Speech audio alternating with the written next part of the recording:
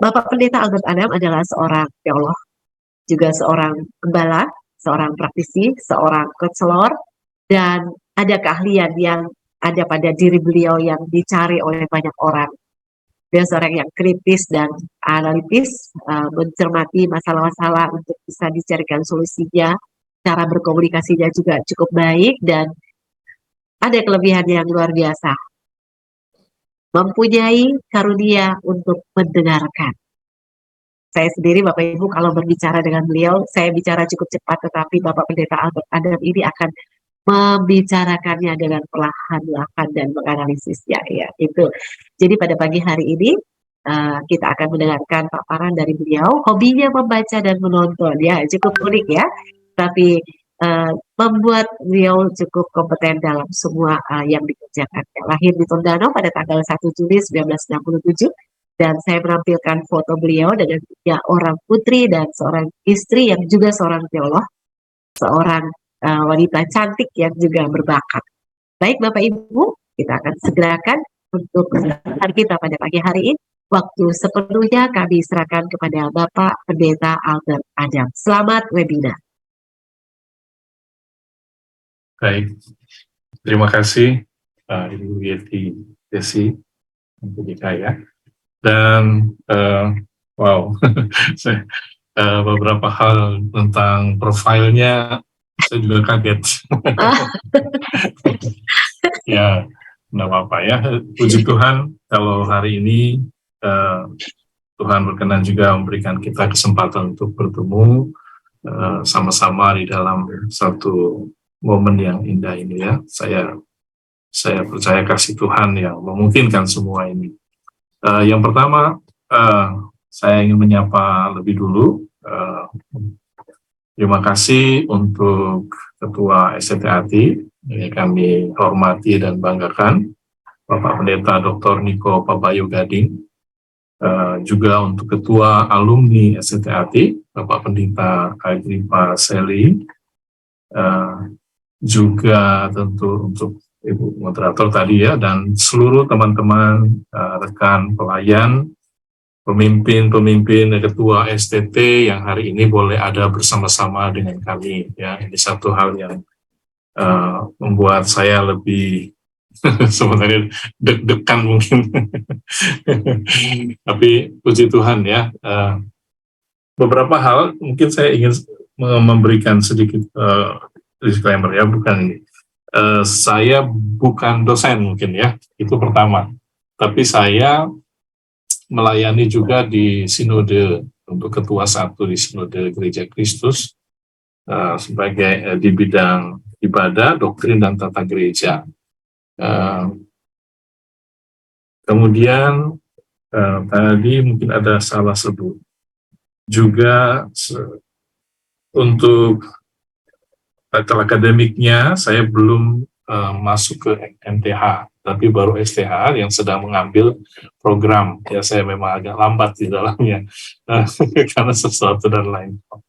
Ya, itu hal yang mungkin perlu disampaikan lebih dulu, satu disclaimer, dan saya merasa bersyukur hari ini ada banyak rekan-rekan akademisi yang hadir. Saya mungkin lebih banyak akan melihat dari sisi praktis yang saya alami, yang saya lihat dan observasi selama ini di tengah pelayanan-pelayanan yang ada ya, karena kebanyakan tugas pelayanan yang saya dapatkan itu adalah pelayanan mulai dari membuka jemaat sampai menggembalakan jemaat. Ya, beberapa tempat seperti di Tokyo misalnya ada beberapa lokasi waktu pertama kali datang ke sana. Ya. Nah, juga mungkin saya ingin menyapa adik-adik yang ada di kampus alma mater saya juga banggakan. Selamat pagi, shalom, tetap semangat ya belajar. Nah, Bapak Ibu Saudara kekasih dalam Tuhan, izinkan saya memulai, saya mungkin bagikan dulu, share dulu.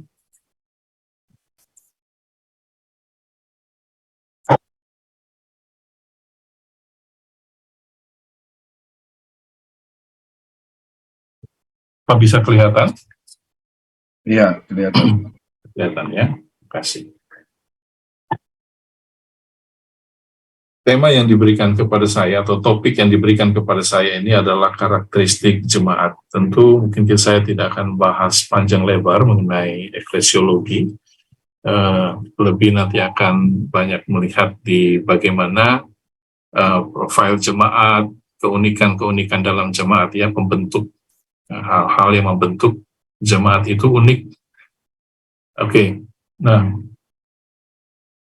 ada seorang yang namanya Nathan Bostian, dia membuat family tree, dan mungkin ini memberikan satu gambaran bagi kita untuk melihat betapa dari gereja yang didirikan oleh Kristus itu saat ini menjadi begitu banyak cabang, begitu banyak denominasi, pemahaman, tata cara, melakukan kegiatan organisasi gereja. Saya yakin kita semua sudah tahu bahwa kita membedakan antara gereja AM dan juga gereja lokal yang ada. Ya, jadi gereja AM nanti kita akan lihat bersama-sama juga sepintas. Nah, kondisi yang seperti ini seringkali menjadi batu sandungan mungkin bagi beberapa saudara kita di luar kekristenan, bahkan juga di dalam gereja atau jemaat Tuhan. Mana gereja yang benar, mana jemaat yang sejati sebenarnya, apa yang sebenarnya terjadi, kenapa sampai terjadi perpecahan kalau Tuhan itu Maha Kuasa dan seterusnya. Sehingga itu seringkali dijadikan alasan-alasan untuk mengkritisi, bahkan menolak kekristenan itu yang terjadi. Nah, beliau di sini memberikan gambaran terjadinya perpecahan mulai dari tahun sekitar abad-abad yang 1050 ya, saya agak ini tahunnya, itu skisma yang pertama, di mana gereja menjadi gereja barat dan menjadi gereja timur. Gitu. Dari situasi itu kemudian terus mengalami penyebaran dan juga boleh dikatakan pengkhususan kepada bagian-bagian yang ada di dunia ini, ya, dengan situasi yang ada, di mana berita Injil atau jemaat-jemaat itu ada kontekstualisasi, ada berbagai situasi yang kemudian karena ada unsur politik, maka kemudian gereja-gereja mulai terpecah atau membentuk kelompok-kelompoknya masing-masing. Ya, ini hal yang kita sudah pelajari. Di Indonesia sendiri, kita bisa melihat ada beberapa gereja arus utama, ada PGI, PGLII, ada PGPI, ada PGTI, ya. Di sini gereja-gereja Indonesia, gereja dan lembaga Injil Indonesia, gereja Pentakosta, dan juga ada yang PGTI ini ada yang lebih sifatnya etnis, ya, gereja Tionghoa di Indonesia. Jadi kalau kita melihat seperti ini, kita diingatkan kembali bahwa memang sampai hari ini gereja menjadi begitu banyak macam sesuai dengan kebutuhan lokal, sesuai dengan kebutuhan-kebutuhan yang ada. Sebagian kemudian menjadi dalam pemahaman terhadap Injil itu ada yang menggabung-gabungkan, ada yang kemudian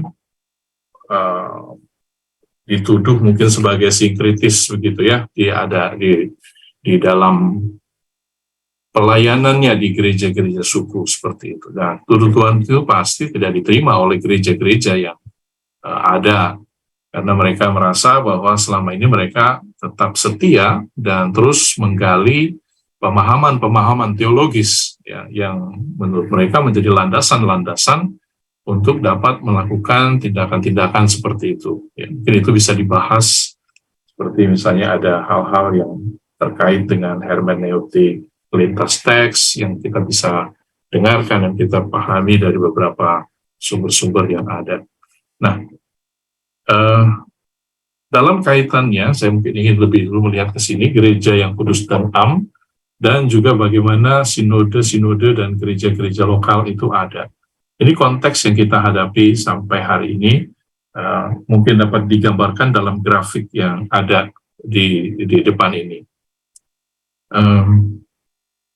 Gereja yang kudus dan am, kita ketahui bersama, juga merupakan satu pernyataan dari iman kita, satu pengakuan kita bahwa tidak ada dua gereja, cuman ada satu gereja, landasannya adalah Kristus. Tetapi kenyataan yang kita lihat di bawah, seperti tadi kita lihat di atas tadi, adalah begitu banyak denominasi, jemaat-jemaat yang berbeda dalam sinode maupun denominasi yang ada. Jemaat lokal itu, kalau kita lihat ini beririsan dengan gereja yang kudus dan am.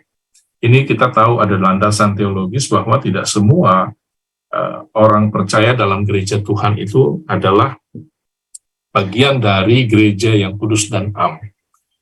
Tidak semua orang yang dikatakan Kristen, menyebut Tuhan, bahkan kata Tuhan Yesus sendiri, adalah orang-orang yang menjadi milik Kristus.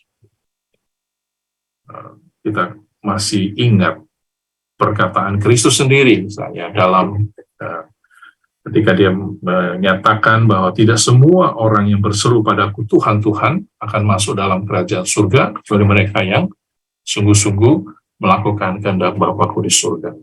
Jadi jemaat lokal, yang pertama kita bisa melihat itu adalah percampuran, seperti juga perumpamaan tentang lalang di antara gandum. Ada yang milik Kristus dan ada juga yang bukan milik Kristus. Ada yang sudah sungguh-sungguh bertobat dan bertumbuh, ada yang belum sungguh-sungguh bertobat dan bertumbuh. Bahkan ada yang sama sekali bukan milik Kristus, tetapi memakai nama Kristen di tengah-tengah kita. Mungkin kita perlu mencermati hal ini, sungguh-sungguh kita bisa dapat melayani jemaatnya.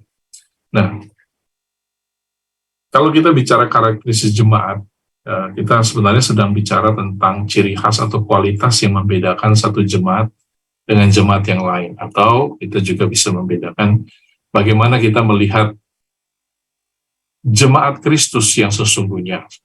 Jadi karakteristik itu bicara tentang kualitas yang membedakan. Kualitas yang membedakan itu bisa saja merupakan bagaimana mereka memahami, menjalankan tugas-tugas pelayanan yang ada di dalam gereja, bagaimana mereka mengeksekusi setiap tugas panggilan gereja yang dimiliki. Pengalaman saya ketika melayani jemaat di Jepang, saya melihat bahwa jemaat yang ada di sana adalah jemaat-jemaat yang berasal dari Indonesia dan juga beberapa orang-orang yang asalnya dari Jepang sendiri, yang kemudian entah dia menikah atau dia juga menerima Kristus melalui perkenalannya dengan orang-orang Indonesia.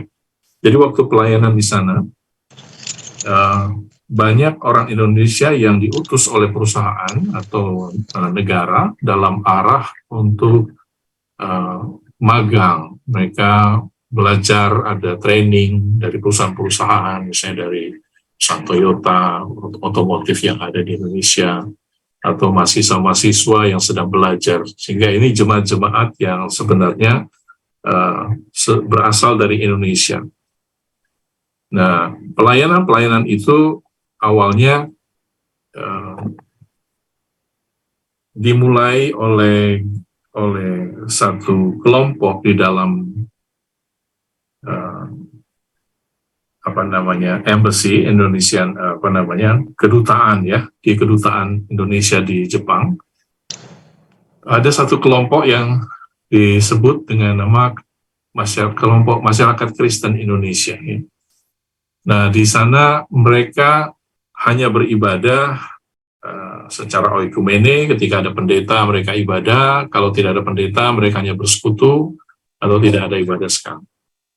Lalu kemudian pendeta Atsumi datang, lalu beliau adalah misionari yang sudah cukup lama, beliau juga orang yang dikenal, kita semua sama-sama kenal, seorang senior yang melayani dan yang setelah kebijakan pemerintah di Indonesia itu tidak lagi menerima visa misioneri, maka banyak misionari dipulangkan pada waktu itu. Nah, beliau pulang, tapi hati dan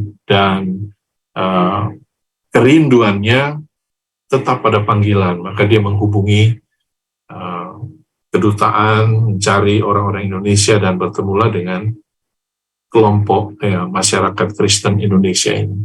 Nah, disitulah kemudian mulai pelayanan untuk menjangkau orang-orang Indonesia, melayani orang-orang Indonesia yang pertama-tama mereka adalah orang Kristen, tapi yang juga memerlukan pelayanan penggembalaan gerejawi. Kami beberapa waktu lalu itu menghubungi beberapa tempat, mencari data dari internet pada waktu itu di mana ada kelompok-kelompok mahasiswa, pengerja, kita cari dan kemudian tawarkan pelayanan. Nah, yang saya ingin garis bawahi di sini adalah kenyataan bahwa jemaat-jemaat yang datang ke sana atau pribadi-pribadi orang Kristen yang datang ke sana, mulai dari yang bekerja, kemudian mahasiswa, bahkan orang-orang penting yang duduk yang ada yang orang-orang penting, para pemimpin-pemimpin yang Kristen itu ternyata tidak menunjukkan tidak terlalu menunjukkan kualitas sebagai jemaat yang bertumbuh, yang sungguh-sungguh dalam Tuhan, sehingga untuk berdoa pun malu-malu, misalnya ada untuk melakukan tugas-tugas gereja pun sepertinya tidak jelas, tidak memiliki satu konsep atau satu pemahaman yang utuh begitu. Nah, ini cukup mengejutkan karena selain yang datang itu adalah para majelis, tapi juga ada jemaat-jemaat yang cuma hadir. Tapi mereka adalah orang-orang yang boleh dikatakan sebagai orang Kristen yang sudah cukup lama. Nah, ini yang menjadi satu pemikiran yang bergumulan pada waktu itu untuk memahami jemaat-jemaat. Apa sebenarnya yang terjadi di dalam gereja Tuhan? Kenapa jemaat yang sudah bertahun-tahun, jemaat yang sudah dilayani, mendengarkan firman Tuhan, tetapi tidak mengalami pertumbuhan begitu. Kenapa ada situasi yang seperti itu ya? Saya kemudian memikir-mikir berarti jemaat asalnya dari mana kira-kira begitu ya? Apa yang terjadi di jemaat ini? Mencari untuk memahami, menganalisis, walaupun hanya observasi waktu itu, observasi untuk melihat pandangan teologi, melihat pemimpin-pemimpin yang ada di sana, khotbah-khotbah yang ada, ternyata memberikan beberapa poin yang mungkin saya akan bisa bagikan bersama-sama di sini ya. Jadi ada kondisi jemaat yang saya kira ada di sini, seperti spiritualitas jemaat, jemaat tidak siap menyaring informasi di medsos atau ya yang ada di saat ini ya. Masalah teologi dan budaya gereja yang tidak sehat, budaya di luar gereja yang makin anti-Kristen, krisis kepemimpinan, dan seterusnya. Saya mungkin ingin mengkaitkan hal ini dengan hasil yang disampaikan oleh Bilangan Research, ya, Bilangan Research Center. Dia memberikan gambaran begini, Bapak Ibu. Indeks spiritualitas umat Kristen Indonesia tahun 2021, ini ada satu subdimensinya. Untuk pengalamannya, turning point-nya 4,58, relation-nya 4,22, transformasinya 3,87, lalu acceptance-nya 3,97, dan seterusnya. Ini cukup mengejutkan, khususnya masalah tentang bagaimana dia transformasi itu cukup rendah. Self image-nya juga rendah. Gitu. Ini jemaat, ini orang Kristen, ini orang-orang yang selama ini menghadiri ibadah-ibadah yang menghadiri pelayanan-pelayanan kita sebagai mahasiswa praktek mungkin, atau sebagai rohaniwan juga. Tentu ini menjadi satu concern untuk melihat kenyataan di bawah. Apa yang dapat kita lakukan seperti itu? Ya, pertanyaannya menjadi seperti itu. Tapi inilah kenyataan ya dari hasil riset mereka. Tentu ini mendapatkan hasil yang sedekat-dekatnya. Tapi ini menggambarkan satu kebutuhan jemaat yang tidak bisa kita abaikan, kira-kira seperti itu. Jadi bagaimana kita sebagai pelayan Tuhan harus menjawab tantangan dan kebutuhan ini, yang melihat kondisi jemaat yang seperti ini. Ini faktor pembentuk karakteristik jemaat. Saya memperhatikan hal-hal ini. Ada letak geografis, etnis dalam satu jemaat, denominasi dan tata gereja, pimpinan pribadi atau kelompok yang sedang menjabat, latar belakang pendidikan mereka, latar belakang sosial, ekonomi, kepribadian, karakter, kebijakan majelis lokal, dan kemampuan finansial. Ini beberapa hal yang saya perhatikan membentuk karakteristik satu jemaat. Letak geografis itu memang terhubung dengan etnis, tapi tidak selalu demikian. Karena seperti tadi kita melihat di peta kita, ada kelompok misalnya gereja-gereja Tionghoa Indonesia, ya itu etnis, tapi dia tidak di Tiongkok, tapi dia ada di Indonesia, dia ada di tengah-tengah kita. Jelas berbeda ketika kita masuk di tengah-tengah pelayanan gereja-gereja ini, itu memberikan gambaran bagaimana pelayanan dalam gereja itu diberikan sesuai dengan kebutuhan etnisnya, cara pikir di balik semua itu ya, faktor psikologis yang juga bermain di sana. Jadi ada juga masalah denominasi dan tata gereja yang membentuk karakteristik jemaat yang kita bisa jelas sekali melihatnya. Denominasi dan tata gereja bicara juga tentang sistem pemerintahan gereja, teologi gereja, semua ini membentuk jemaat yang unik. Ada kasus, saya coba angkat beberapa kasus dalam pelayanan, seorang pelayan atau lulusan STT yang rindu untuk melayani di satu gereja. Dia lulusan dari satu STT yang dikenal, rindu melayani di satu gereja. Dia datang di gereja itu, dia sudah S2, kemudian bertemu dengan sekretariat, dijadwalkan bertemu, wawancara dengan majelis yang berwenang, yang ditugasi untuk mewawancara.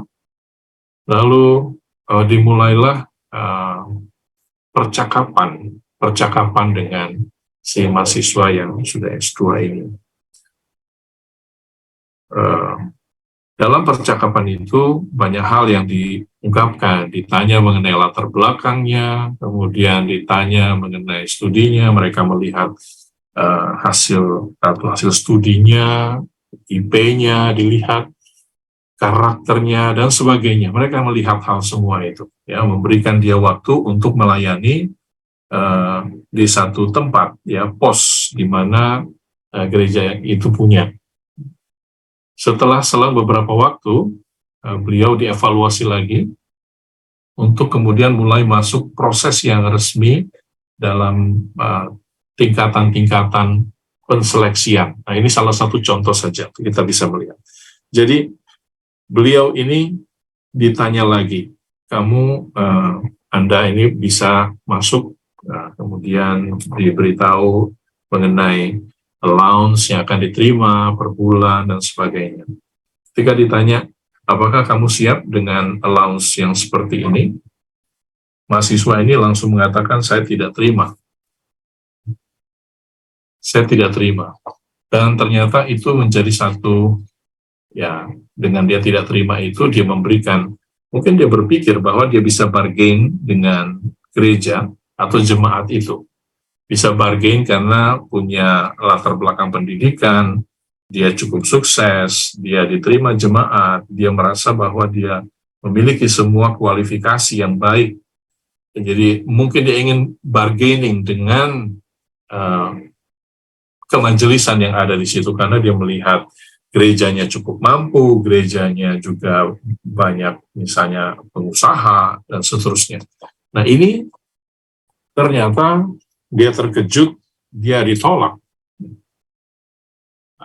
Bingung dengan apa yang terjadi, kenapa dia ditolak. Dia berhasil dalam pelayanan percobaan itu, ada jiwa-jiwa yang dimenangkan, tapi rupanya dia tidak cukup memahami pola pikir yang ada di dalam kemajelisan itu. Pola pikir atau tata cara, sistem yang ada di kemajelisan itu untuk menerima, salah satunya ketika dia menolak tawaran untuk mengatakan Anda mendapatkan allowance ini sebulan dalam bulan-bulan yang ada ini. Padahal itu sebenarnya dalam arah untuk melihat, untuk mengerti tentang karakter pribadi ini, untuk memahami bahwa dia tidak melayani demi sesuatu yang lain, ya, selain daripada pelayanan. Jadi waktu dia mengatakan tidak, maka itu selesai juga lah pada saat yang sama. Tidak ada lagi percakapan, beliau dikatakan silakan untuk silakan untuk kembali, gitu ya. Lain lagi dengan seorang pendeta yang sudah cukup melayani di satu gereja, dia pindah ke gereja lain dengan begitu mudahnya, denominasi lain. Di gereja sebelumnya dia kurang berprestasi, tapi kemudian di gereja berikutnya dia sangat berprestasi. Mendirikan tempat ibadah, mendirikan rumah-rumah, melayani jiwa-jiwa. Secara akademik dia tidak memiliki tidak terlalu cemerlang, ya, biasa-biasa saja. Tapi kemudian dia dapat melakukan pelayanan di denominasi itu, di gereja itu dengan baik, begitu ya, performance-nya baik, ya, membawa jemaat-jemaat dipelihara dan seterusnya.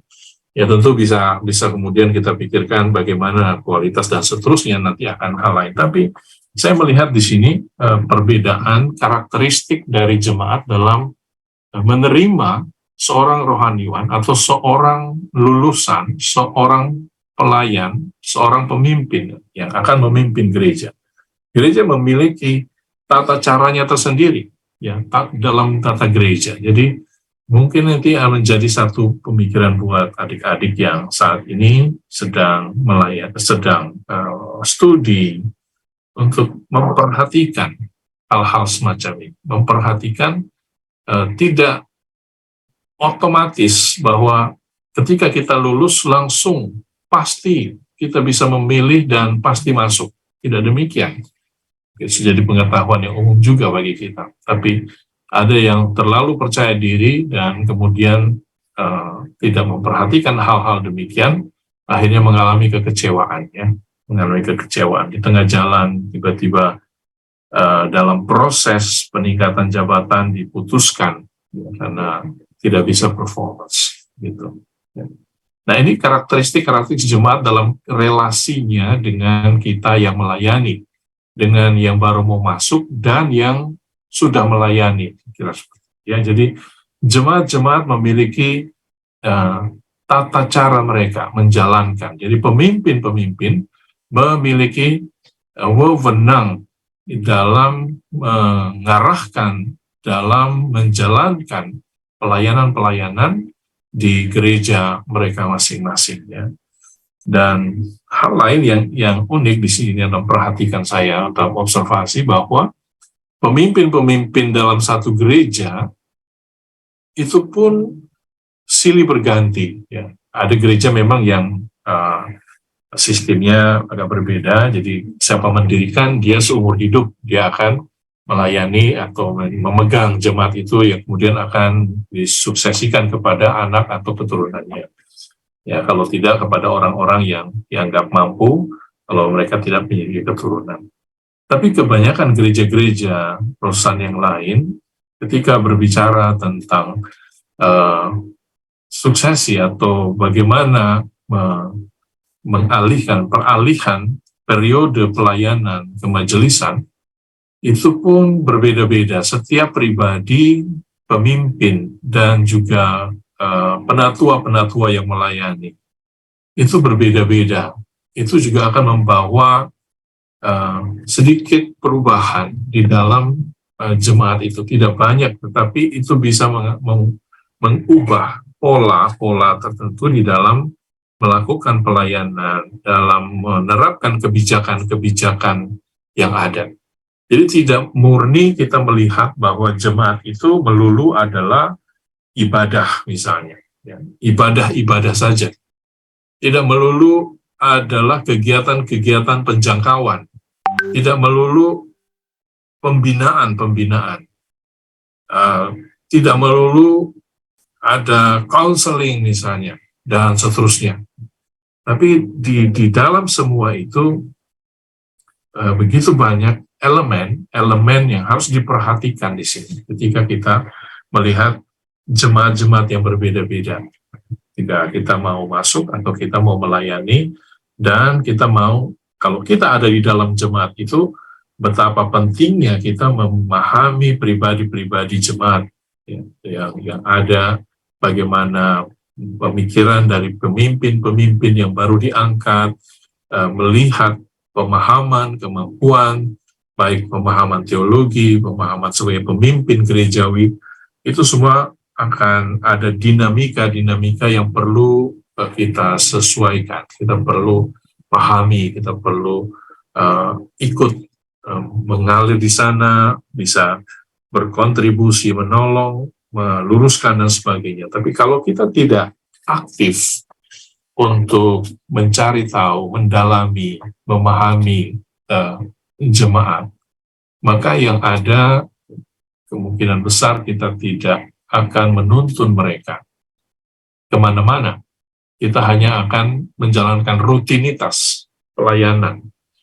Rutinitas pelayanan, misalnya kita melakukan, karena misalnya pemimpin lebih cenderung melihat ladang misalnya untuk misi misalnya, ada pemimpin yang lebih cenderung hanya untuk membina, menggembalakan, dan seterusnya.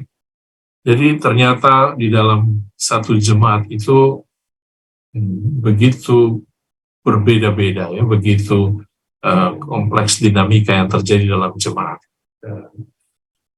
Ini yang saya lihat, yang saya perhatikan, ya, nanti mungkin kita bisa discuss di pengalaman-pengalaman dari rekan-rekan daripada teman-teman yang juga mendalami hal ini. Jadi ada kepribadian karakter pemimpin. Ini semua berkontribusi untuk memberikan kontribusi dalam karakteristik atau identitas ya jemaat, atau kualitas dari kondisi jemaat yang ada. Ya. Kebijakan majelis lokal, kemampuan finansial jemaat itu pun sangat berpengaruh misalnya dalam menunjukkan ini jemaat seperti apa begitu ya, dan bagaimana penggunaan finansial, keuangan, arahnya kemana. Ya, beberapa gereja yang saya lihat dan saya alami, 2/3 dari seluruh keuangan anggaran yang ada itu semua masuk ke dalam pelayanan. Sepertiganya yang masuk ke dalam, baik untuk semua karyawan, baik untuk rohaniwan atau pendeta-pendeta, pengerja-pengerja yang ada. Tapi 2/3 itu semua masuk dalam pelayanan, baik yang ke dalam maupun yang keluar, untuk pekerjaan misi dan untuk pembinaan. Nah, saya rasa hal ini penting untuk kita cermati, kita sama-sama perhatikan. Yang berikut, saya ingin sedikit menyorot peran STT menyiapkan pemimpin. Ada pandangan teologi dari STT atau dosen, dan mata kuliah misalnya yang wajib muatan lokal, arah perkembangan teologi dan pendampingan spiritualitas. Saya bersyukur dulu Arti memberikan satu pembekalan yang saya rasa menjadi satu landasan dari kehidupan rohani saya, spiritualitas saya, dan juga secara akademik. Dan itu saya rasakan pribadi lebih bukan tertutup, ya, tapi memberikan satu arahan untuk lebih mengembangkan diri dari apa yang didapat di kampus, dan dorongan-dorongan untuk mengembangkan diri juga, ya, dengan ketersediaan sarana, perpustakaan, dan seterusnya. Nah, ini kemudian menjadi satu pola yang saya rasa sangat membentuk dan menolong ketika masuk dalam pelayanan, ketika ada di tengah-tengah jemaat-jemaat. Memang awalnya sempat terkaget-kaget, terkejut-kejut, gitu ya, dengan kondisi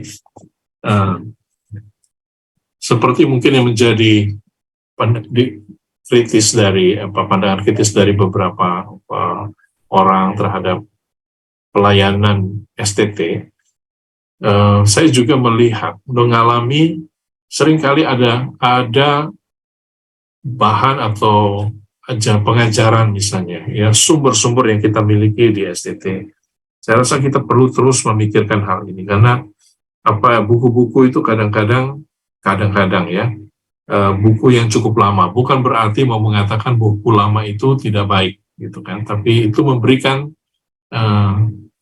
satu gambaran dari konteks di mana buku itu dibuat. Nah, teologi terus berkembang, situasi berkembang, kita terus menganalisa situasi yang ada, seperti itu. Nah, intinya bahwa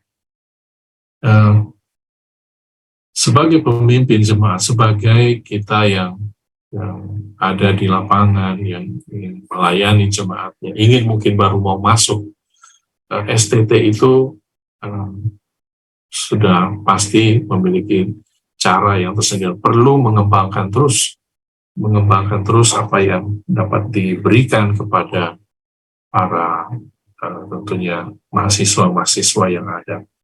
Waktu saya sampai di Jepang pertama melihat kondisi yang ada, saya bersyukur karena itu ada kesempatan tertentu di mana juga ada toko-toko buku Kristen yang ada di sana yang bisa memberikan sumber-sumber yang dapat saya pakai untuk menolong juga jemaat. Tentu ini semua karena sudah ada landasan, ada dasar-dasar yang diberikan waktu di kampus yang dilewati pada waktu itu. Dan saya sungguh bersyukur untuk hal itu. Nah, ini peran STT yang saya lihat di tengah-tengah jalan pelayanan Tuhan, membentuk para pemimpin jemaat yang memang dalam keterkaitan semua inilah karakteristik jemaat itu ada, gitu ya. Ini sangat berperan. Satu hal yang mungkin juga ingin disampaikan di sini adalah bahwa seringkali kita dapati kesiapan kita untuk melayani jemaat, untuk menjadi pelayan di tengah-tengah jemaat, seperti yang saya alami juga, ternyata masih perlu sekali mendapatkan penyegaran begitu. Ini dialami, dan beberapa buku-buku yang terakhir ini juga menyoroti kesaksian-kesaksian banyak lulusan melihat bahwa muatan manajemen gereja itu seringkali dirasakan agak kurang, gitu ya, agak kurang di tengah-tengah STT-STT yang ada di luar tentunya. Nah, kita bisa mungkin mencermati itu di sini. Saya tidak dapat langsung menyampaikan hal ini, tapi ini buku dari luar yang saya lihat dan apa yang saya lihat dari pengalaman. Belum ada riset yang ada di sini, tapi ini menunjukkan bahwa ada kebutuhan bagi lulusan-lulusan untuk mendapatkan porsi yang cukup mengenai pastoral, manajemen gerejawi. Itu yang sangat penting juga untuk kita pahami, dan itu yang membentuk tentunya faktor-faktor, salah satu faktor yang membentuk dari karakteristik gereja yang ada. Dan yang terakhir, mungkin ini bagian yang terakhir, kita memperhatikan mempelajari karakteristik jemaat ini memberikan peluang yang lebih besar untuk melayani, menjawab kebutuhan jemaat, memimpin mereka mencapai tingkat pertumbuhan yang maksimal ke arah Kristus, menjalankan tugas di tengah lingkungan dan di tengah-tengah dunia. Banyak gereja aktif, banyak gereja yang aktif, pelayanan di mana-mana terjadi. Tapi ujung-ujungnya kita bisa mungkin sama seperti gereja di Wahyu yang dikritik oleh Tuhan Yesus. Ada pernyataan Tuhan Yesus yang jelas sekali mengatakan bahwa aku tahu segala pekerjaanmu, engkau giat dan seterusnya, tetapi engkau telah meninggalkan kasih yang semula. Jadi nampak di sini bahwa tidak semua aktivitas yang kita jalankan itu dengan sendirinya menunjukkan spiritualitas atau menunjukkan kualitas. Karena Kristus sendiri langsung menegur semua aktivitas-aktivitas yang tidak dilandaskan oleh kasih. Nah, makin ke sini makin kita melihat Bapak Ibu ya, pengaruh-pengaruh tadi seperti singgung, ada pengaruh medsos, informasi yang begitu terbuka. Jadi gereja-gereja dari luar itu mulai masuk sehingga mengancam. Pengaruh satu budaya yang penting yang mungkin saat ini sedang mulai disadari di negara-negara di luar sana, itu adalah woke culture. Woke culture ini adalah satu budaya yang berkembang di kalangan anak-anak muda yang terus mengkomplain, mengkritisi pemerintah, protes sana sini di jalanan, ya, dan ingin mengubah tatanan, mengubah budaya-budaya yang selama ini diwarnai dengan hal-hal yang baik itu secara natural, tapi juga oleh nilai-nilai Kristiani tentang keluarga misalnya. Mereka ingin mengubah semua nilai-nilai tentang keluarga, bahkan juga undang-undang tentang keluarga, apa yang mendefinisikan pernikahan dan seterusnya. Ini mengancam jemaat-jemaat. Ini jemaat yang kalau dilihat dari kondisi-kondisi yang ada yang sangat bervariasi ini, sebagian itu mulai menyerap, tentunya di kota-kota ya, mulai menyerap unsur-unsur dari budaya-budaya ini. Dan tidak heran ada gereja dan jemaat-jemaat yang bahkan pemimpin-pemimpin dalam jemaat yang mulai berbicara tentang LGBT, tentang bagaimana kita perlu menerima mereka, tapi tidak dalam proporsi yang sebenarnya seperti yang seharusnya. Kita membuka hati, namun kita tidak kompromi dengan hal yang demikian. Nah, ini yang sedang kita hadapi saat ini. Anti-Kristen, ya, budaya atau culture woke ini. Ada bahwa seksualitas itu sesuatu yang fluid, sesuatu yang cair. Orang bisa ke sana ke sini. Bahkan ada satu sesi di Oxford Union, mereka memperdebatkan bagaimana masa depan itu adalah post-gender. Jadi orang tidak lagi akan bicara tentang gender, tetapi orang akan bebas memilih, ya, hari ini menjadi apa, besok menjadi apa. Lalu pronounce-nya itu pun diubah-ubah. Pronounce. Jadi saya memanggil seorang rekan di sini dengan seorang yang jelas-jelas kelihatan laki-laki, seorang yang jelas-jelas kelihatan laki-laki, tetapi dia mengidentifikasi sebagai wanita atau sebaliknya. Ya, jadi di sana kita di Barat itu sudah mulai uh, memberikan ruang, bahkan hukum dijamin oleh hukum untuk seseorang itu dipanggil menurut apa yang dia ingin dia dipanggil. Jadi memanggil seseorang, menyebut pronounce-nya, kita perlu hati-hati karena kelihatan wanita, ternyata dia bilang, saya ini laki-laki loh, ya saya ini cowok, kamu salah panggil saya. Nah, ini budaya-budaya tentu yang kita perlu cermati di kalangan anak-anak, teman-teman,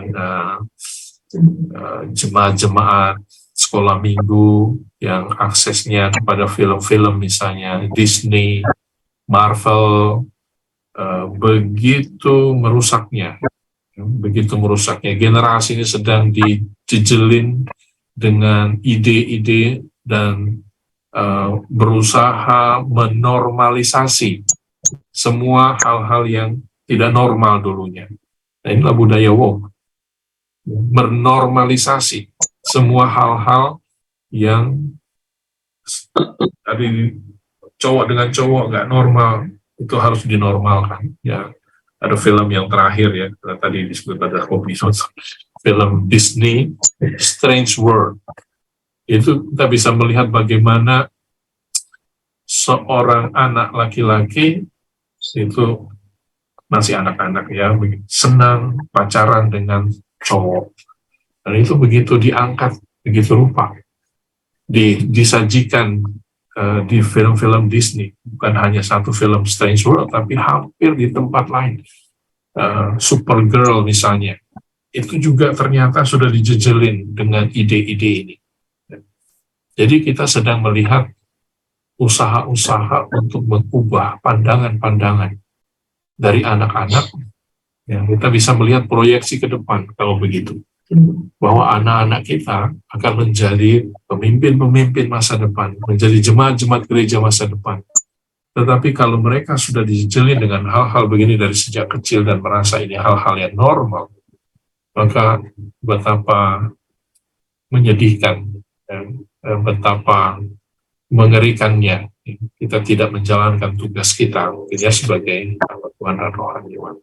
Ini karakteristik-karakteristik ini yang perlu kita cermati, karena di dalam jemaat-jemaat kadang-kadang ada yang penting saya masukkan anak ini ke sekolah minggu, ikut sekolah minggu di gereja, selanjutnya urusan yang lain-lain kalau sudah di rumah orang tua tidak terlalu perhatikan lagi. Ada seperti itu di tengah-tengah jemaat, ada jemaat yang cuek, dan kadang-kadang saya mendapati bahwa kadang-kadang pemimpin gereja pun tidak aware, membiarkan hal itu. Dia begitu asik menyampaikan firman Tuhan di gereja tentang agenda-agenda gereja supaya anak-anak ini memahami ajaran gereja dan sebagainya, tetapi di sisi lain mereka tidak memberi pagar yang cukup, tidak memberikan skill bagi jemaat untuk mencermati, untuk membimbing anak-anak itu dalam nilai-nilai yang takut akan Tuhan. Tapi sudah ya terserahlah anak-anak ya. Masuk ke sekolah pun seolah-olah kalau masuk sekolah Kristen maka anak-anak itu sudah dijamin mereka akan menjadi orang-orang yang takut akan Tuhan. Tapi kenyataannya tidak demikian. Apa yang terjadi itu tidak seperti itu. Banyak case yang mungkin kita bisa angkat bahwa orang tua begitu menyesalnya memasukkan anak itu ke sekolah Kristen. Karena di dalam sekolah Kristen memang di kelas ada guru-guru yang handal misalnya, ada orang-orang yang mampu, kompeten, tetapi di luar kelas ada kurikulum lain yang seringkali kita sebut dengan the hidden curriculum. Kurikulum lain yang tersembunyi, yang tidak dicermati. Beberapa tahun belakangan ini sekolah-sekolah mulai aware dengan the hidden curriculum. Mereka mulai mencermati, memasang kamera di setiap sudut ya, di tempat-tempat di mana mereka bisa mengawasi, memonitor kehidupan dari anak-anak. Nah, ini semua dalam keterkaitan dengan bagaimana orang tua di dalam jemaat yang juga memberikan salah satu karakteristik ya dari jemaat. Ada jemaat yang cuek, ada yang jemaat sebenarnya udahlah, saya aja lah. Dan itu menular begitu ya, jadi sesuatu yang menular. Tapi ada yang betul-betul sungguh-sungguh memperhatikan, concern, dan bertindak, mengusahakan perubahan-perubahan. Saya memperhatikan gereja-gereja tertentu itu sungguh memperhatikan concern untuk membimbing, untuk mengarahkan jemaat-jemaat. Bagaimana mereka dapat memperhatikan di sekolah anak-anak, tidak hanya sekedar cari duit misalnya mama papanya, dan seterusnya. Nah, Bapak Ibu, ini yang mungkin saya bisa berikan untuk kita melihat beberapa pengamatan, juga perkembangan yang ada hari-hari ini. Mungkin tidak dapat secara komprehensif menjangkau semua hal, tapi mudah-mudahan apa yang bisa ada ini bisa berikan gambaran tentang jemaat ada di luar, apa yang sedang kita hadapi ke depan, spiritualitas jemaat, dan tugas tanggung jawab kita tentunya yang penting untuk kita lakukan.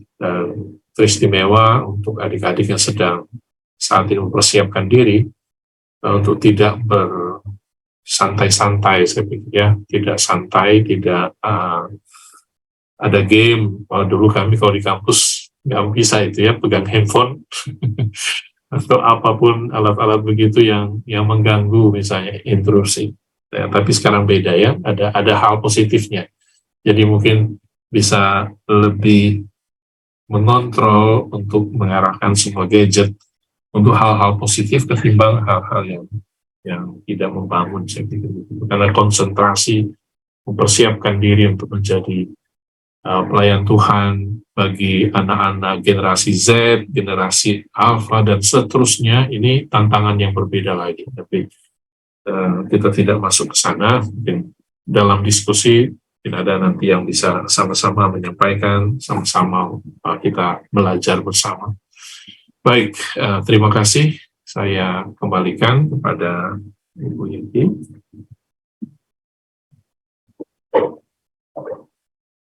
Baik, terima kasih Bapak Pendeta Albert Adam yang sudah menyampaikan paparannya kita. Bapak Ibu, kita semua sudah mendengarkan materinya cukup dalam. Harus mendengarnya dengan hati. Ya, nggak bisa disambi gini-gini.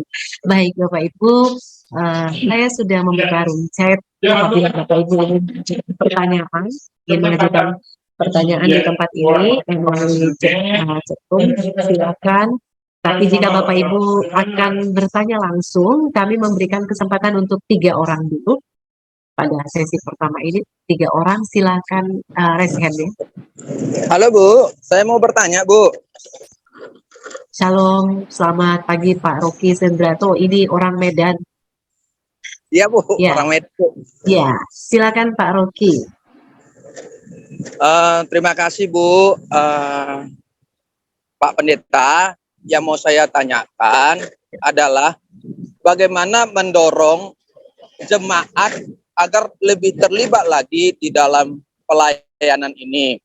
Dalam hal mereka memahami, mengerti apa yang menjadi peran dan tanggung jawab mereka. Dan sebaliknya Pak, bagaimana kita juga untuk bisa sabar dalam menghadapi jemaat yang banyak alasan, yang hanya taunya menjalankan gereja itu hanya menjalankan kewajibannya dan dia hanya menerima haknya. Itu saja Pak. Terima kasih Pak Pendeta. Oke, terima kasih Pak Rocky. Silakan Bapak Ibu, kita tampung dulu ya 2 pertanyaan lagi, kemudian nanti Pak Albert Adam akan memberikan arahan untuk kita semua. Silakan Bapak Ibu.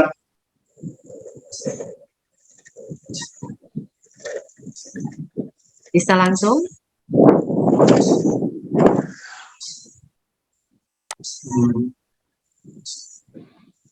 Kalau tidak ada, saya coba tengok di room chat. Sepertinya belum ada.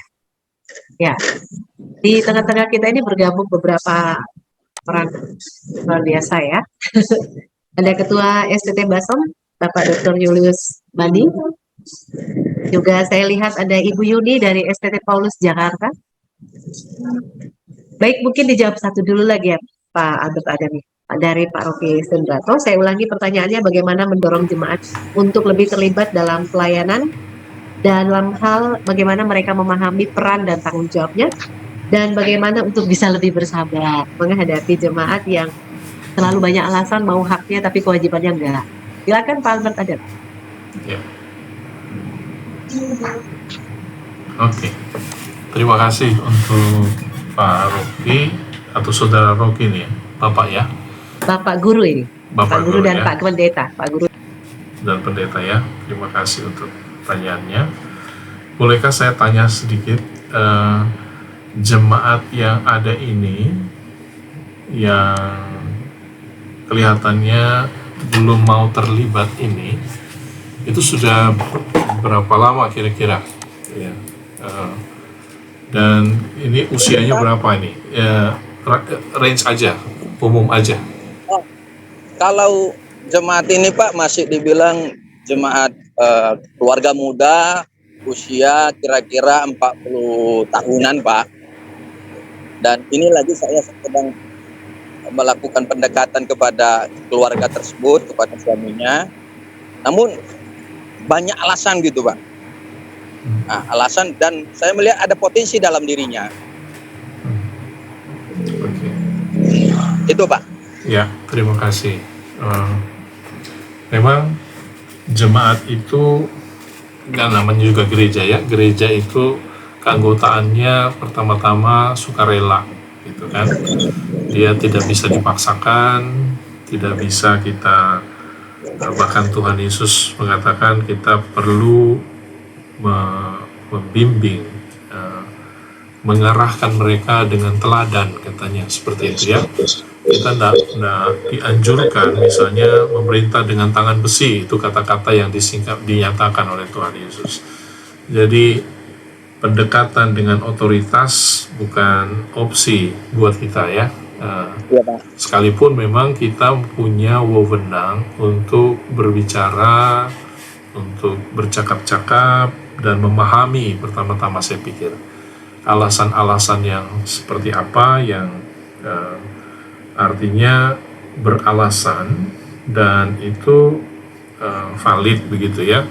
Misalnya karena dia kerjanya saya tidak tahu nih, dia kerja di luar kota, dia ada di mana berapa hari, dia pulang ke rumah cuma berapa hari, lalu seperti apa beliau gitu ya. Nah, kalau misalnya kita anggap saja beliau ini sebenarnya punya banyak waktu, gitu ya. Dia punya banyak waktu, dia sebenarnya punya potensi. Kenapa dia berpandangan tidak mau terlibat? Adakah sesuatu yang lain yang dia pikirkan misalnya, yang menghambat dia untuk datang ke gereja? Itu bisa banyak hal. Intinya mungkin kita perlu ada percakapan pastoral, perlu mendalami ya. Itu ada satu hal yang memang untuk mendalami atau pastoral kita tidak bisa direct gitu ya, direct. Jadi mendalami itu kita perlu mendengarkan, membangun trust. Bisa si bapak kekasih ini mungkin dia tidak memahami, tapi dia hanya berpikir tentang dirinya, pekerjaannya mungkin, atau hal-hal lain yang ada hobi-hobi lain, atau ada hal-hal terselubung lain. Ini kita tidak bisa pahami kecuali kita melakukan percakapan pastoral dengan beliau. Nah, percakapan pastoral ini yang penting untuk memahami alasan-alasannya ini ya. Kalau alasannya itu tidak, sebenarnya kita nilai misalnya bahwa saya nggak punya waktu Pak untuk gereja.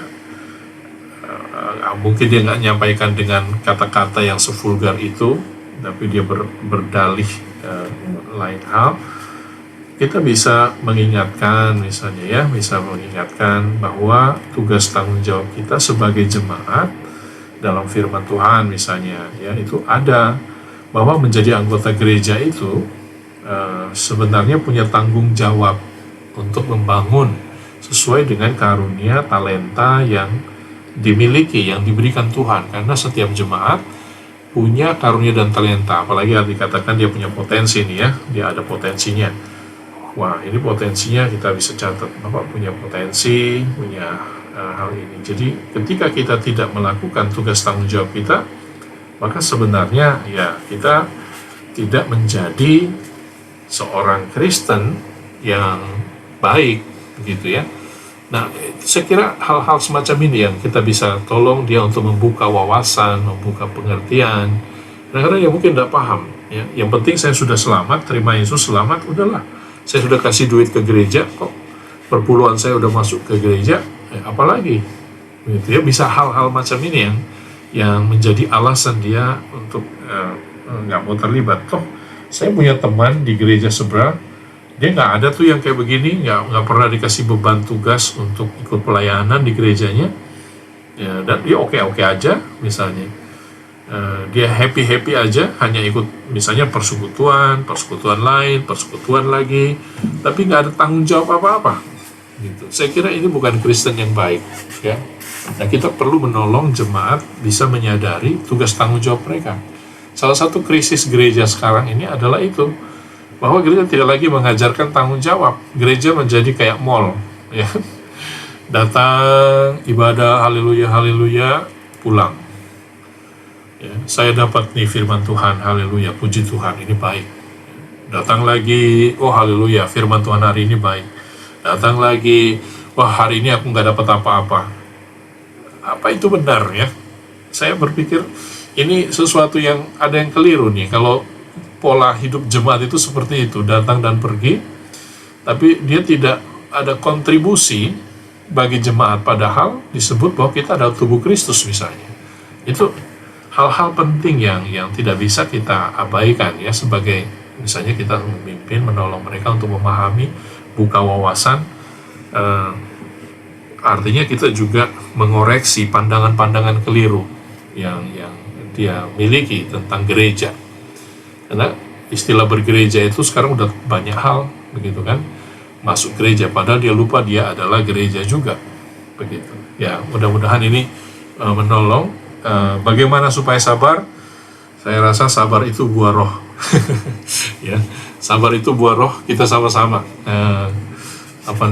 taat aja pada pimpinan Roh Kudus, begitu ya. Pasti ada kekuatan, karena ketika kita sabar, nanti nyanyian yang itu, yang sabar juga ada batasnya, nah itu jadi lain.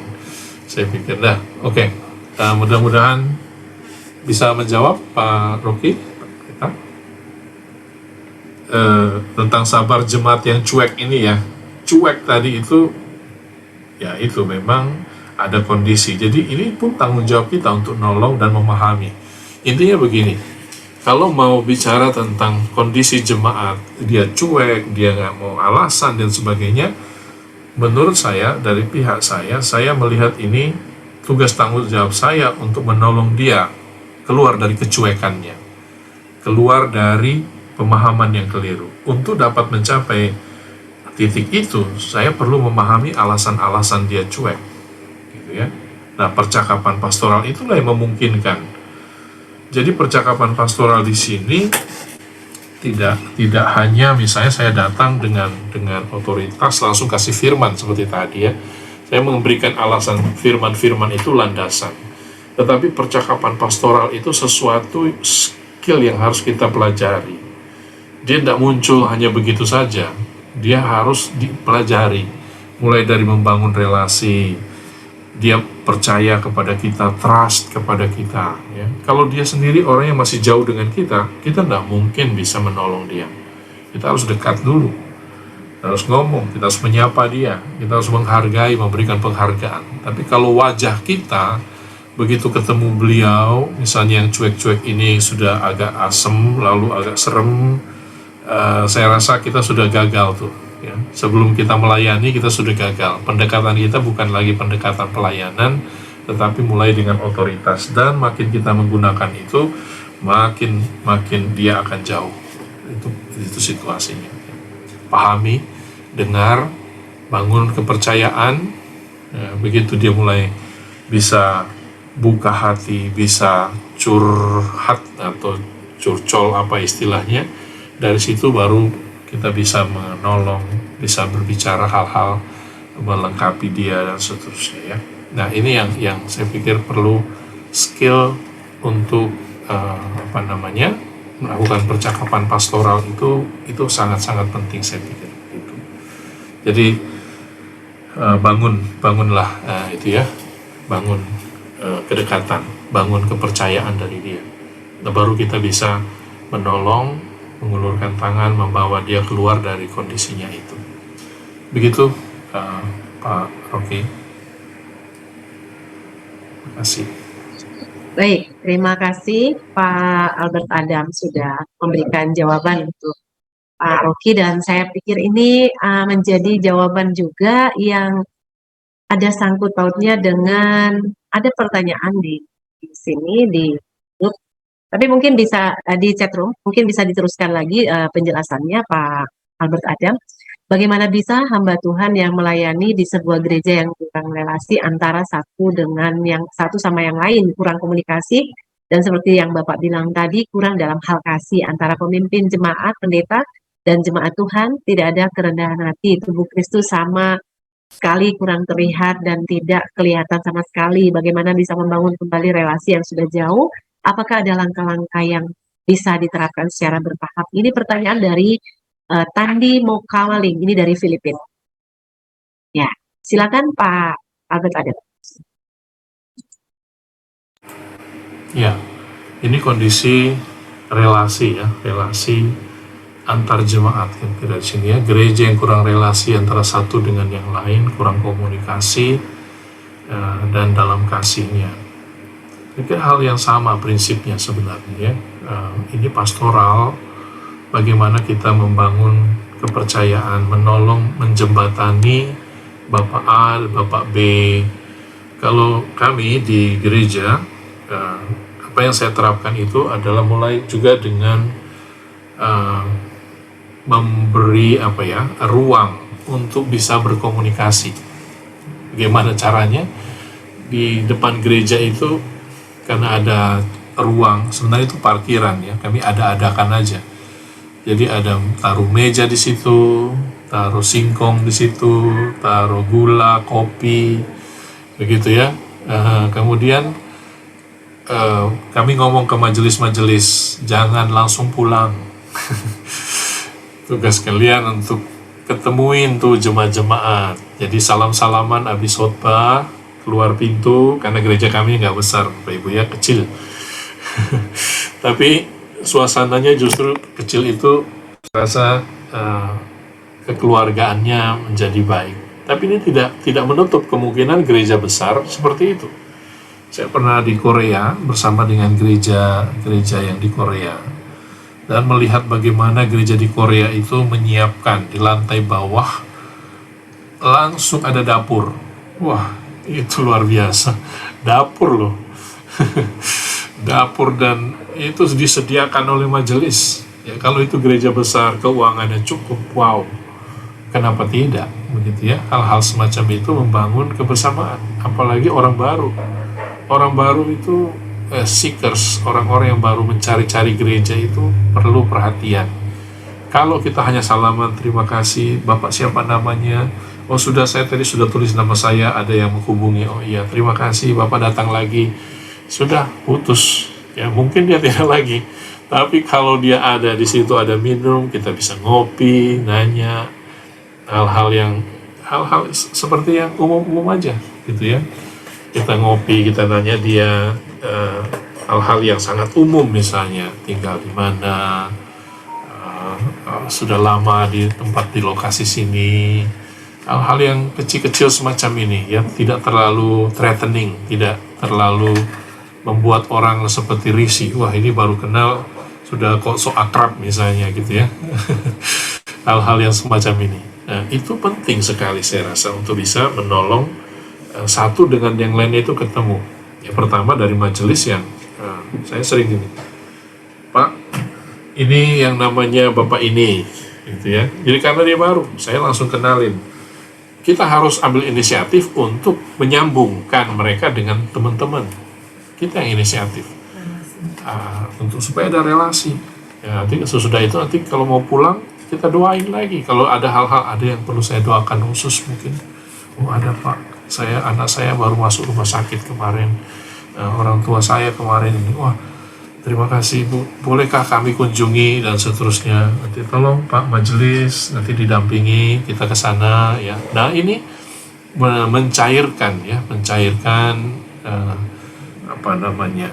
Orang kan seperti dingin, tidak malu, mau mulai dari mana. Nah, itu kan banyak karakter ya, pribadi-pribadi itu beda-beda dalam jemaat. Ada yang gampang bergaul, gak usah disambungin, udah nyambung banyak udah banyak kemana-mana, udah kenal. Tapi ada yang perlu kita dorong, kita tarik, yang kita bawa. Nah, ini karakteristik begini penting untuk kita pahami supaya pelayanan kita menolong jemaat-jemaat bisa jadi makin baik ya komunikasinya. Kalau dia masih bingung ketika dikenalkan dengan seseorang, hadirlah di situ sama-sama karena dia mungkin yang lebih dengan kita nih, misalnya rohaniwan atau pendetanya atau pengerjanya, kita lah ada di situ ya, ngajak mereka. Ya, saya kira ini mungkin ya menolong. Jadi bisa dari situ dia melihat bahwa wah ini suasananya kekeluargaan, menerima saya ya dan seterusnya. Baik, saya tidak lama-lama. Intinya seperti itu. Terima kasih. Baik, satu lagi Pak dari Christine Dini Sri Asih. Suaranya kecil kan? Oh, suara saya kecil? Sudah besar? Oh iya. Oke. Ya, dari Christine Dini Sri Asih, ini sepertinya dari STTAT ya. Nah, ini pertanyaan dari adik-adik kita. Bagaimana caranya menuntun dan mengarahkan jemaat yang merasakan hati untuk tidak datang ke gereja? Ini mungkin sedikit sudah bisa terjawab tadi ya. Kemudian pertanyaan yang kedua, apa yang harus dilakukan oleh seorang gembala yang untuk meningkatkan mutu yang ada dalam setiap program gereja untuk membangun karakteristik jemaat, dan apa tanggapan Bapak jika ada seorang gembala yang ketika datang mau mengunjungi jemaatnya tidak pernah hadir di gereja, jemaat tersebut tidak mau menerima kehadiran gembala, apa yang harus dilakukan? Ya, ini masih dalam relasi jemaat dan pendeta dan gembala. Iya. Silakan Pak. Ya, itu memang ada kasus-kasus seperti ini ya. Gembalanya ditolak, ya, pendetanya ditolak. Ya, mungkin problemnya ada di pendeta, bisa jadi, ya. Ada di kita. Waktu kita nggak sadar bahwa dia menyimpan hati terhadap sesuatu dengan kita, sehingga dia nggak mau dikunjungi oleh pendetanya. Ya, saya belum lama ya, baru berapa bulan belakangan ini, ada case yang seperti itu. Sakit hatinya ya jemaat itu, nangis dia. Sebenarnya beliau itu orang yang dari gereja lain gitu ya, gereja tetangga gitu. Tapi sudah lama dan dia orang sangat berprestasi di gereja itu. Ya. Punya program yang begitu banyak, pengorbanan yang begitu banyak yang dia lakukan. Tapi rupanya tidak terlalu dilihat begitu ya. Kurang dapat apresiasi.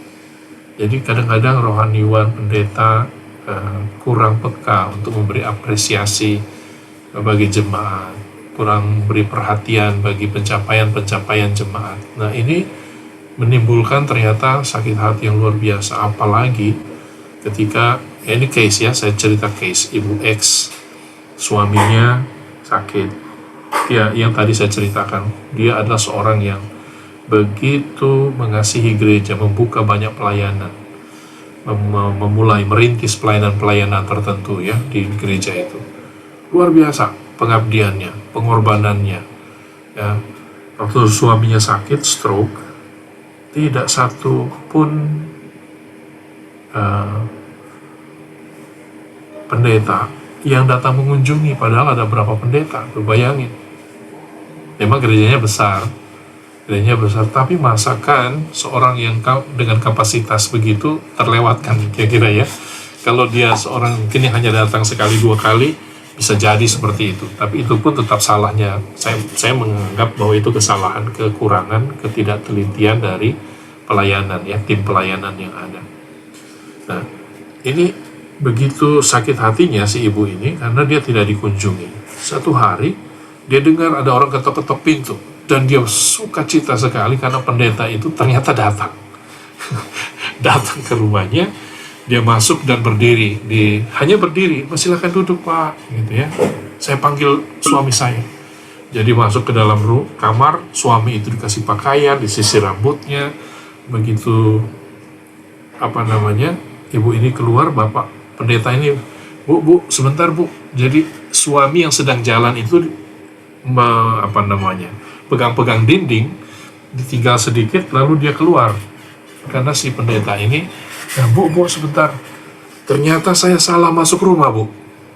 Waduh, ya itu satu wah itu kayak itu knock out gitu ya. Aduh, itu sakit hatinya. Jadi si bapak pendeta itu cuma ngomong, maaf saya ada janji, saya salah masuk rumah, saya harus segera keluar, dan pendeta itu keluar. Nah ini pendeta keluar, lalu si bapak itu yang sedang pegang-pegang dinding sampai di ruang tamu, mana pendetanya? Wah itu ibu itu sakit hati sekali. Dan ini case kenyataan ini, dan dia selalu tidak bisa melupakan kepahitan itu. Setiap kali bicara kepahitan itu, saya ada di gereja di mana musuh saya. Jadi pelayanan saya untuk ibu ini menolong dia untuk kepahitan saat ini yang luar biasa. Nah kita perlu cermati itu. Saya tidak mengatakan bahwa case-nya sama, tapi hati-hati dengan hal itu. Kekecewaan terhadap seseorang, majelis, pendeta, pengerja, atau bahkan teman jemaat, itu bisa membuat orang tidak mau datang, tidak mau dikunjungi. Nah ini yang perlu digali. Jadi bagaimana caranya kalau misalnya dia tidak datang, ya cari informasi dulu, ada apa dengan beliau, siapa dia, ya. Kemudian kita bisa mencoba melihat relasi. Kalau kita bisa tanya-tanya, adakah yang punya masalah dengan beliau misalnya. Enggak Pak, rasanya selama ini enggak ada. Nah, dengan informasi-informasi yang kita dapat, baru kita bisa menetapkan langkah-langkah selanjutnya. Ya. Jadi kalau kita dapat, enggak ada masalah dengan kita, sebenarnya dengan majelis ini, atau dengan si jemaat itu, kita bisa datengin. Atau karena bisa jadi yang lain, ya. Bisa jadi karena dia kecewa, doanya tidak dijawab, dia rasa tidak dijawab. Itu juga banyak yang begitu, kecewa sama Tuhan.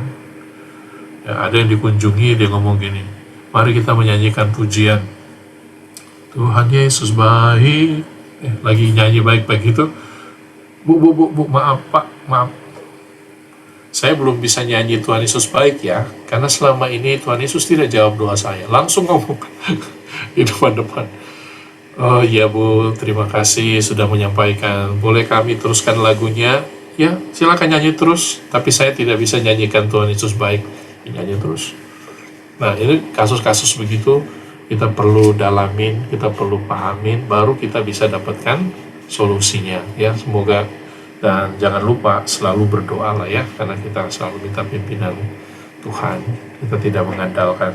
Memang skill perlu, tapi di atas semua itu adalah anugerah ya Tuhan yang menolong kita melayani.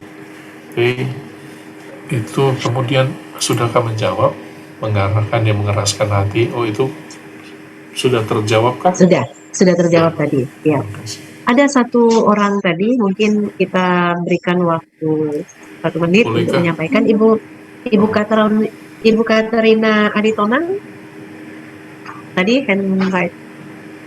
Iya, selamat pagi ya, Pak. Iya, silakan Bu, 1 menit ya. Tapi tadi saya sudah ini kan di chatnya Bu. Oh sudah. Oh tadi sudah dibacakan ya. Oke, baik. Belum dibacakan. Saya sudah kirim. Oke. Oh yang terakhir ini ya, yang dari Nayo, bukan?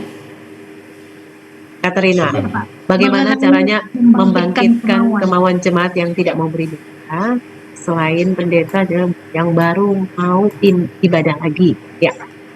Adakah solusi? Sama ini satu lagi mungkin sekaligus ya Pak Albert Adam, dari Bapak Yafet, bagaimana caranya untuk mendorong atau mengubah mindset atau pola pikir jemaat? Mungkin sekaligus. Membangkitkan semangat ya. Ya, dan mendorong atau mengubah mindset atau pola pikir jemaat untuk mau berkembang. Iya. Ya, semangat jemaat itu bergantung dari seringkali adalah terjawabnya kebutuhan dia, begitu ya. Dia merasa ada manfaat datang ke gereja. Semangat, kerinduan untuk bersekutu, penerimaan dalam gereja itu penting untuk jemaat datang kembali. Kalau dia merasa bahwa di gereja dia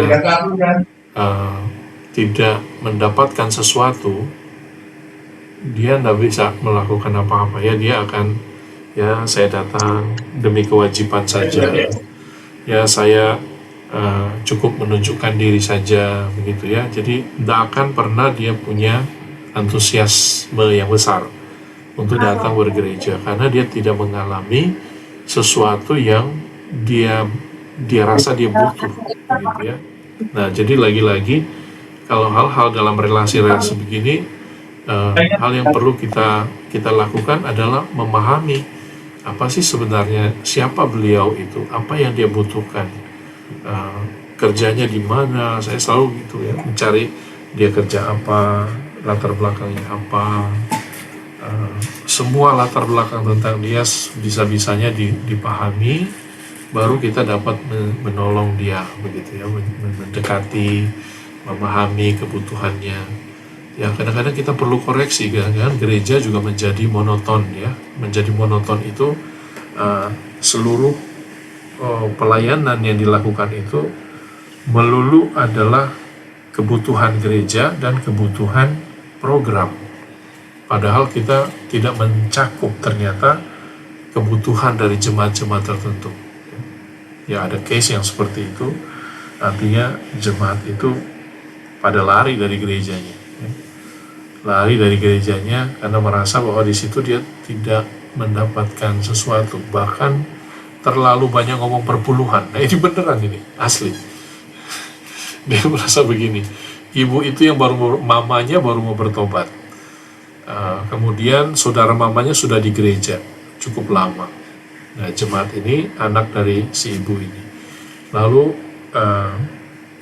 setiap kali masuk gereja yang dia dengar itu bagaimana harus memberikan perpuluhan, bagaimana harus mengembalikan kepada Tuhan. Jadi pesan-pesan yang ada itu kebanyakan terfokus pada satu sisi, begitu ya, tidak menjawab kebutuhan si ibu atau si jemaat ini. Jadi jemaat merasa seperti kasus yang saya cerita tadi, akhirnya dia bilang, ke gereja itu mah sebentar-sebentar ngomongnya duit, saya baru ngasih perpuluhan, nggak cukup, katanya harus ada persembahan ini lagi, persembahan itu bangunan ini lagi. Nah, padahal kondisi ekonomi di situ juga nggak bagus-bagus amat, gitu ya.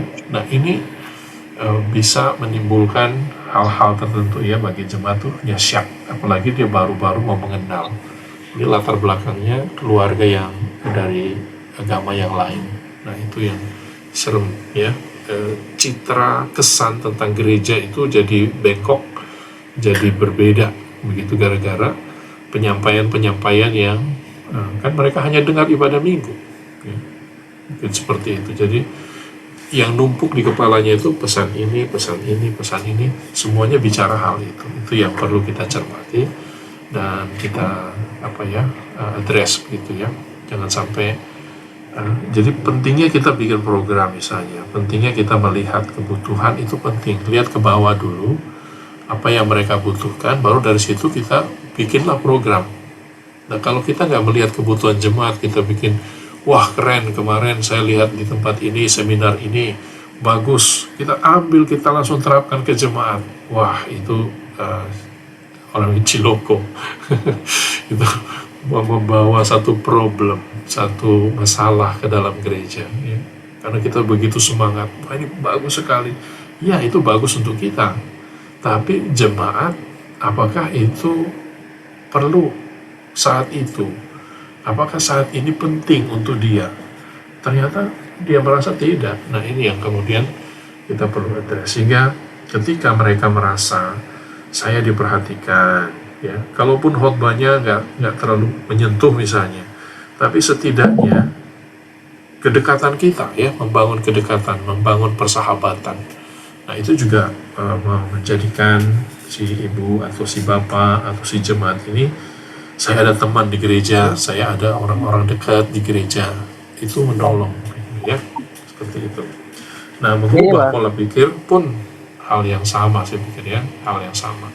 Kita nggak bisa paksa dia berubah, tapi dia melihat gereja itu juga pada satu sisi, kalau anggota-anggotanya satu dengan yang lain bisa sudah makin bertumbuh dewasa, orang yang baru masuk itu akan terpengaruh. Ada pengaruh dari kelompok, itu akan terpengaruh dan dia akan melihat, oh iya ya, ini di sini semua serius-serius ya untuk bicara tentang pertumbuhan, semua cukup serius untuk bicara hal ini. Nah, ini yang saya kira akan menolong mereka untuk bisa mengubah pola pikir. Tentu tidak semua usaha kita, semua ini ada juga anugerah, karena Roh Kudus kita percaya di balik semua ini, ya, menolong. Roh Kudus memakai kita, memakai cara kita berbicara, cara kita menyapa, hal-hal kecil yang kita lakukan itu ternyata punya andil yang besar sekali dalam mengubah pola pikir dari jemaat-jemaat. Ya, mungkin itu dulu. Oh, begini Bu, belum dibuka. Iya, oke. Bolehkah mungkin ada Bapak Ibu rekan pelayan yang ada di sini, mungkin Pendeta Bambang atau rekan-rekan dari ini mungkin mau menyampaikan sesuatu, kami persilakan. Ya, baik. Salam. Shalom. Shalom, selamat ya. Ibu moderator yang luar biasa, pemaparan webinar kali ini sangat luar biasa. Saya menyimak dengan baik, dan ini memang Pastor Adam, ini kalau bahasa Betawi ini materinya gue bener.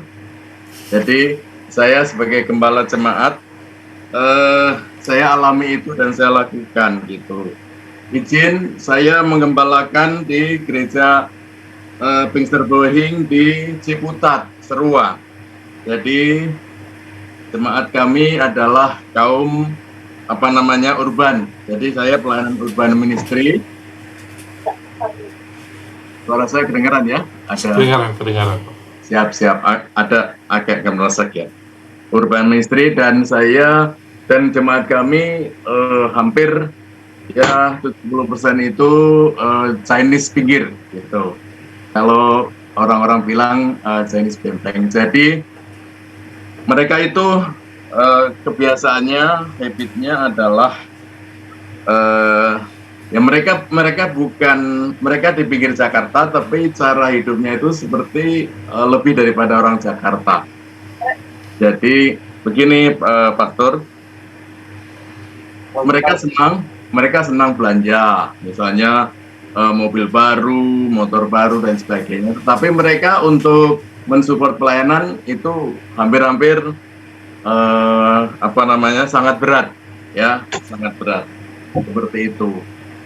Saya seringkali menjelaskan atau berkhotbah bahwa kita ini jemaat itu bukan tipe pengunjung, tapi kita menjadi murid gitu. Jadi betapa beratnya saya memuridkan jemaat yang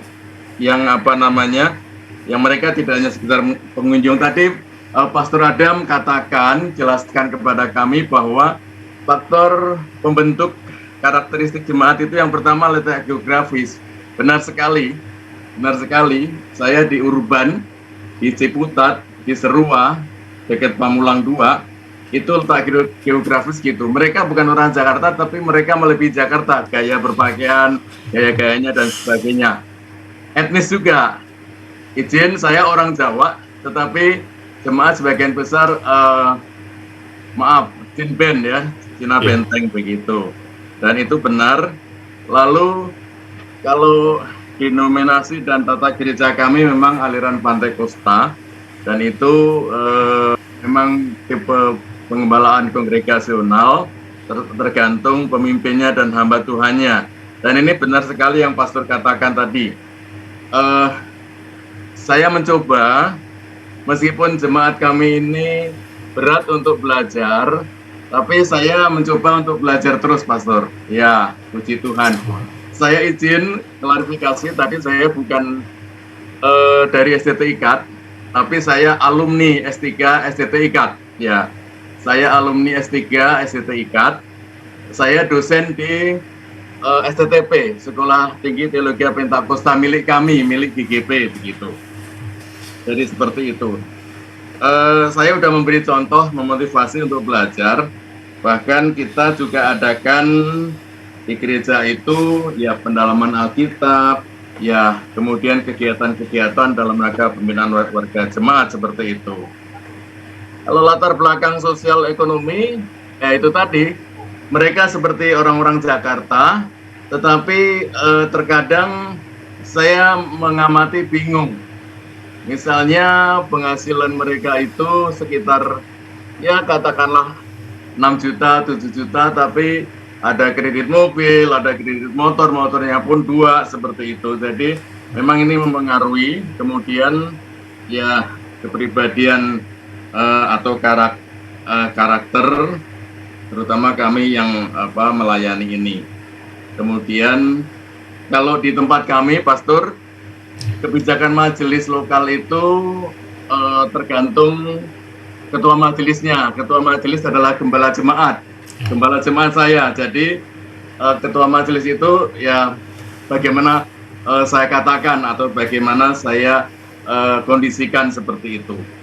Jadi kemampuan finansial jemaat itu ya di bawah lah, seperti itu, di bawah. Nah, itu sebabnya saya katakan tadi, pastor, ini bukan bertanya, tapi saya cocok sekali.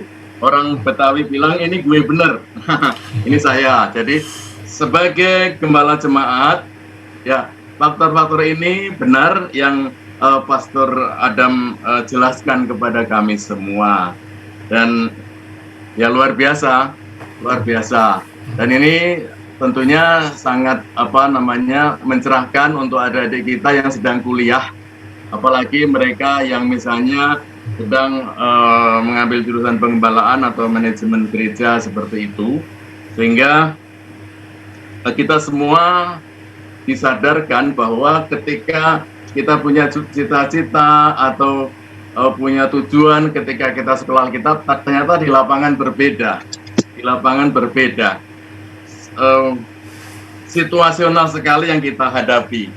Kalau pastor kan di komplek kan, mungkin pastor di komplek tetangga saya, mungkin sama-sama Tangerang Selatan ya, Pastor Adam ya. Ya, tapi pastor tentunya kondisi jemaatnya, kemudian latar belakang pendidikannya, ekonominya hampir seragam gitu. Kalau kami beragam. Jadi saya memanggil Ibu Yeti ini ibu pengawas kami, ibu pengawas saya. Ya, jadi terima kasih banyak. Terima kasih. Saya diizinkan untuk bergabung.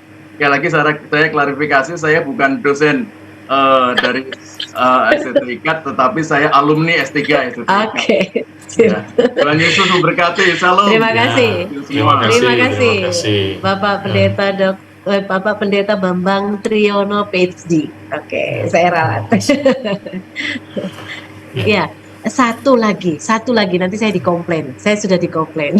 Satu lagi Kak, 1 menit aja. Okay. Apakah karakteristik jemaat bisa dipengaruhi oleh identitas gereja? Nah, identitas gereja yang seperti apa itu yang saya kurang jelas. Tapi ini pertanyaan dari Kak Martin Baril. Silakan. Oh ya, terima kasih.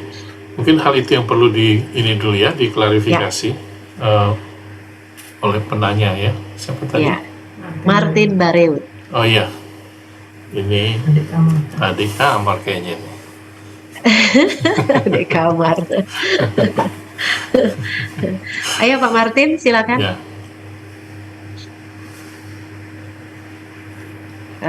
Mana beliau? Oke, Oh, tidak muncul. iya. Oke, terima kasih Bu Ya, Yuki, silakan. Oh, Adam. ya. Klarifikasi Jadi identitas gereja. saya mau tanya tadi apakah karakteristik gereja itu bisa dipengaruhi oleh identitas gereja tersebut. Ya. Hanya itu. Dalam hal ini maksudnya identitas itu identitas yang seperti apa? Identitas misalnya sinodenya, identitas gerejanya, atau mungkin karakteristik lokalnya. Ya, terima kasih.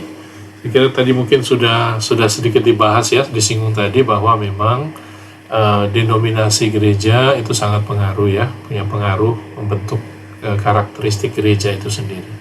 Itu yang memberikan perbedaan gitu ya, kualifikasinya atau kualitasnya.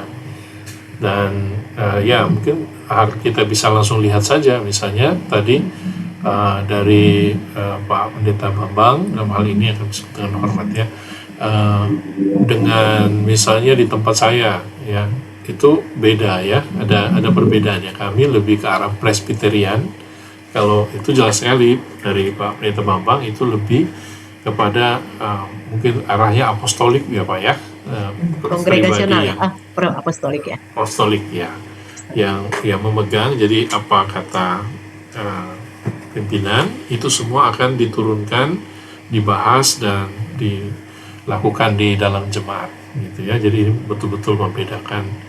Tapi bagaimanapun mungkin begini ya, karakteristik ini tidak seharusnya menjadi sesuatu yang menghalangi kebersamaan kita. Itu hanya sebagai satu tata cara untuk memelihara jemaat Tuhan ya, dengan cara-cara yang berbeda, dengan pelayanan yang berbeda. Tapi semua kita ini adalah pelayan yang menolong jemaat-jemaat untuk bisa bertumbuh dengan cara, dengan aturan-aturan yang dibuat sedemikian rupa untuk ketertiban, untuk terlaksananya tujuan-tujuan yang sudah disepakati bersama. Kira itu. Terima kasih. Baik, mungkin perlu kami akhiri sampai di sini untuk ruang tanya jawab dan diskusinya. Bapak Ibu, untuk selanjutnya, Bapak Ibu yang masih akan bertanya, tetapi mungkin kami batasi waktunya supaya bisa ini sebagai tanggapan atau follow up atau respon kami untuk lebih lanjut dari khususnya dari Bapak pembicara. Untuk Bapak Ibu peserta yang masih mau bertanya, kami berikan waktu untuk menuliskannya di kolom di ruang grup webinar. Ya, tidak lewat yang lain. Kami hanya ingin lewat grup webinar ini siang ini. Maka Bapak Ibu yang belum bergabung segera bergabung di sana, karena kami hanya akan ada komunikasi untuk webinar ini selanjutnya hanya melalui satu pintu saja. Itu. Jadi Bapak Ibu bisa menuliskannya di sana dan menuliskan juga emailnya supaya Bapak Albert Adam bisa memberikan penjelasan atau pencerahan lebih lanjut. Tetapi kami batasi waktunya hanya sampai pukul 11. Hanya sampai pukul 11 siang ya hari ini. Kalau nanti Bapak Ibu mau melanjutkan secara pribadi, monggo. Tetapi sudah ada nomor WA yang kami tuliskan di dalam kolom chat.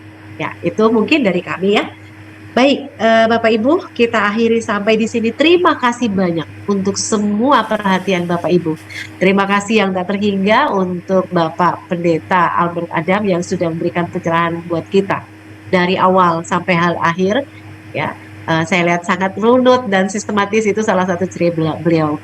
Terima kasih. Kita minta satu statement sebagai closing untuk webinar hari ini dari Bapak Albert Adam.